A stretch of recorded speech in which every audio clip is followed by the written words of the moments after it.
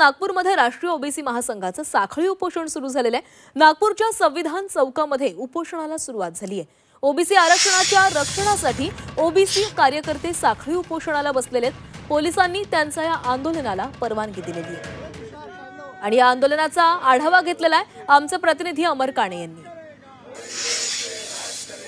सध्या दोन मोठे आंदोलन सुरू आहे। मराठा आरक्षणाकरता मुंबईत जरांगे पाटील यांचं आंदोलन सुरू आहे, तर राज्याच्या उपराजधानीमध्ये ओबीसीचं आरक्षण वाचवण्यासाठी, ओबीसी आरक्षण संरक्षणासाठी राष्ट्रीय ओबीसी महासंघाकडून साखळी उपोषण सुरू झालं आहे। त्याचे हे आपण हे दृश्य संविधान चौकातील बघतो आहेत। भाजपचे नेते आमदार आशिष देशमुख सुद्धा त्यांना पाठिंबा देण्यासाठी इथे पोहोचलेले आहे।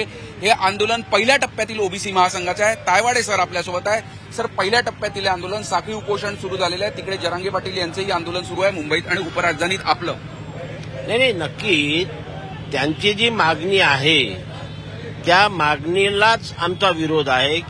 ते ओबीसी मधनं आरक्षण मिळावं अशी जी आग्रहाची मागणी करताय। मागच्या वेळेस सुद्धा अशा प्रकारचा या महाराष्ट्रामध्ये संघर्ष उभा राहिला होता आणि शेवटी आम्ही आमच्या संविधानिक अधिकाराचं रक्षण करू शकलो होतो। सरकारने आम्हाला लिहून देऊन आश्वस्त केलं होतं की आम्ही ओबीसीच्या आरक्षणाला धक्का लावणार नाही। सरकार आजही त्याच्यावरती ठाम आहे, परंतु एवढ्या मोठ्या जनसमुदायाचा कुठल्या प्रकारचा दबाव त्यांच्यावरती येऊन त्याच्यामध्ये कदाचित बदल होऊ शकतो अशी शंका आमच्या मनामध्ये असल्यामुळे आम्ही आमच्या संविधानिक आरक्षणाचं रक्षण करण्याकरता आजपासून या ठिकाणी साखळी उपोषण करतोय। तर साखळी उपोषण सुरू झालेलं आहे। आशिष देशमुख भाजपचे आमदार सुद्धा येथे पोहोचलेले आहे।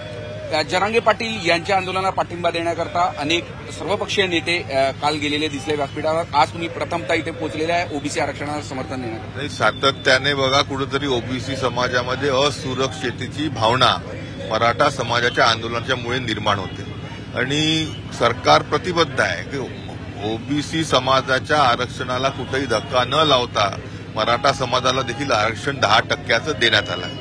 या 10% मराठा समाजाच्या आरक्षणामध्ये आज मुला-मुलींना सरकारी भरतीमध्ये असेल किंवा ऍडमिशनमध्ये फायदा देखील मिळताना आपण पाहत आहोत। पण ओबीसी समाजामध्येच आमचा अंतर्भाव व्हावा हा जो बालहट्ट आहे याच्या विरोधामध्ये आज इथे ओबीसी महासंघाने आंदोलन केलं आहे। आमच्यासारख्या सामाजिक राजकीय जीवनामध्ये कार्यरत असलेल्या कार्यकर्त्यांना नक्कीच यामध्ये सहभागी झालं पाहिजे आणि पूर्णपणे आमचं समर्थन या आंदोलनाला नक्कीच आहे। राज्याच्या राजधानी मुंबईत आंदोलन सुरू आहे जरांगे पाटील यांचं आरक्षणाकरता, तर आरक्षण वाचवण्याकरता ओबीसी महासंघाकडून हे आंदोलन, साखळी उपोषणाचं हे आंदोलन इथे नागपुरात सुरू झालेलं आहे। झी मीडियासाठी व्हिडिओ जर्नलिस्ट रत्नशील सातपुतेसह अमर काणे, नागपूर।